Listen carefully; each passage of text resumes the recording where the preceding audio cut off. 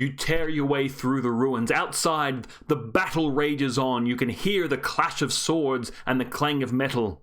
Ahead of you, you see the dark altar. You creep forward, and there, laying battered but still breathing on the dais, is Feldor. What do you mean, who? Feldor, the guy that you spent a whole afternoon with 5 sessions ago. Feldor, you know? The elf. This is something that can happen at a lot of tables. There's a disconnect between the story that the DM thinks she's weaving and the game that the players think that they're playing. And it can become quite unsatisfying for both parties. My name's Sean, and I DM One Night Only. Today I'm going to be talking about why you should play D&D like chess and not like Tolkien. Now, of course, that title is deliberately provocative. The true answer to any of these questions is you should play your table the way that works for you and your players. This is just one particular take on the whole thing. So, playing your game as a DM like chess.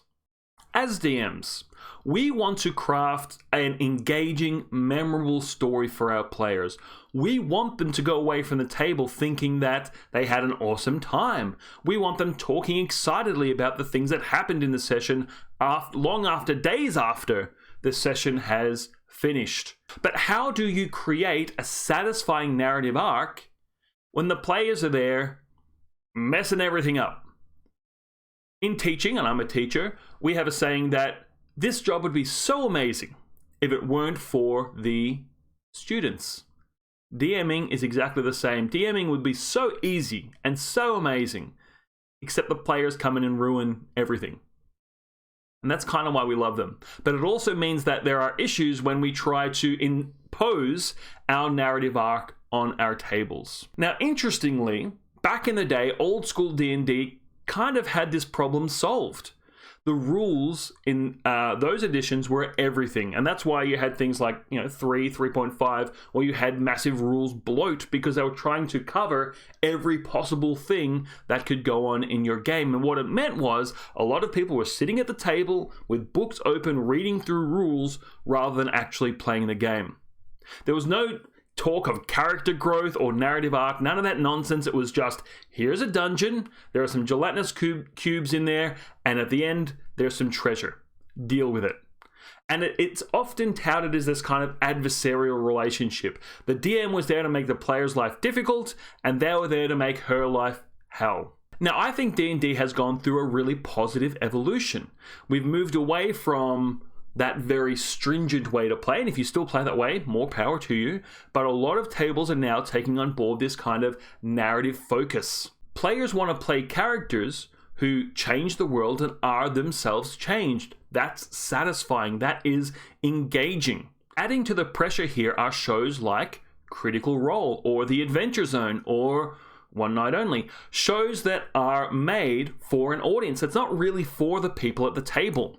But we get some really amazing and satisfying narrative arcs, and people want to emulate that, understandably. But how do we get that in our own games? Well, that's the neat thing. You don't. Unless you have players who have great improv experience, who are very narratively minded, who are treating this like it's their livelihood, and have exactly the same ideas that you have about what these narrative arcs could and should be, it's just not going to happen. So, what are some alternatives? And the one I'm suggesting today is treat your game like it's chess rather than Tolkien. And ironically, you can actually get much more satisfying narrative arcs out of doing this than if you were trying to ghost write a novel in the background using your players as the protagonists. So what do I mean by that? One of the key things about Middle-earth, it's got all manner of life, from, gods and true powers to the lowly hobbits, but only one creature in all of Middle-earth has agency, and that is Tolkien. Now, we can't run our games like that. I've been in games run like that where the only one who had agency was the DM. They're not fun to be in. The reason why chess works is that each player has agency. The player playing black isn't telling the player playing white what to do, and vice versa. They are each taking their turns. They have complete control over what's happening. And I have played some cracking games of chess where the narrative arc that comes through with the game has been very satisfying. I'm teaching my daughter how to play chess at the moment. It's awesome. She knows all the moves, as in how all the pieces move, and she's getting a lot better at seeing when her pieces are being threatened and when she can take some of my pieces. It's awesome to see. One thing that she's struggling with still a little bit is understanding that there is a plan to my moves. I'm not just moving these pieces at random. There's a reason. I have a goal, and the goal obviously is to checkmate her king. And that's what it means to play D&D like chess. The DM has characters on the board, they have their rooks and their bishops and their kings and queens, and they have a goal. Now, what that goal is entirely for you and your antagonists to decide. Maybe the Lich wants to reach immortality. Maybe the Warlord wants to take over the kingdom. Whatever it is, they have an end goal. They have a checkmate. And what they're doing is working toward that. Now, the players, their job is to try and thwart that. Just like when we're playing chess, if I'm trying to use my rook to position your king into a disadvantageous position, and you take my rook, suddenly, as the player, I need to change my strategy. And it's the same with you as a D&D DM. This is where I think is the biggest change between running your campaign as a narrative and running it as a game of chess comes into play. I am rooting for my Lich. I am rooting for my Warlord. I want them to win. I'm on their side. When I'm planning the game, I don't think, wow, it's going to be so cool when my players stop the Lich from getting the Staff of Balador or whatever it is.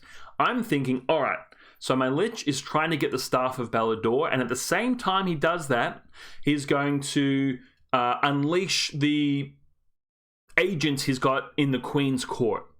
And he's going to use that confusion to sneak his supplies over to engage with the white dragon who lives in the mountains, so he can make an alliance with that dragon and get the dragon out so he can use the ritual room that the dragon currently resides in, or whatever it is. That's what I'm thinking. And those are my goals as a DM. It's not to make the players look really cool. It's to get my Lich what he needs to achieve whatever it is that they're trying to do.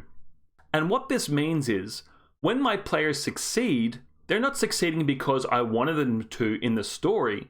They're actually succeeding in spite of what my plans are. And that's a real victory. That's satisfying, not just for the players, but for the DM as well, because suddenly I have to decide. All right, so they've stopped my Lich getting this staff that I really needed. Well, now I'm going to have to take my agents from the Queen's Court. I can't run interference over there. So I'm going to have to send these agents after the players to try and get the staff back. And meanwhile, I'm going to have to step up raids in the Inkwell Pass in order to get the supplies that I need to pay off this bloody dragon. And suddenly the world's very dynamic. It is that dance. We are playing chess. They are making moves and I'm answering, and we're both trying to get that checkmate. The key is, I don't have the ending in mind. That's the goal. If we're writing a novel, absolutely, I mean, you don't always have to do this, but quite often writers will plot out the entire thing. It shouldn't be that way with D&D.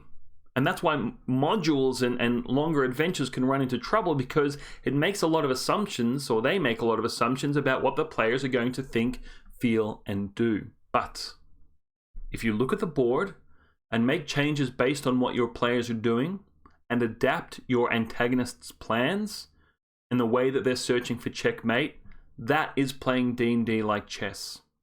And that can absolutely lead to really intense narrative arcs where your players really feel like they've achieved something, because they have.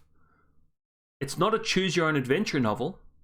It's not even a LucasArts click-and-play adventure game.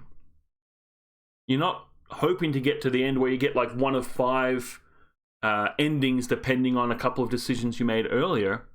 It is real, satisfying, real-time decision-making. That said, to make this work, you really need to be thinking about how you're setting up the game. You need to ensure that your players have the opportunity to understand what the antagonist's goals are. In chess, it's very straightforward. You can see all of the pieces, and you know there's only one end game. D&D is a lot bigger than that. So you need to be seeding your world with the clues that the players are going to need to thwart the evil lich's plans. Further, your game and your world really needs to have an internal logic to it that the players can trust and rely on. They need to know, for example, that white dragons can be bought off with, raided loot. Otherwise, they're not going to be able to make that connection between the increased raids on, Inkwell Pass, and the white dragon that's living in the mountains.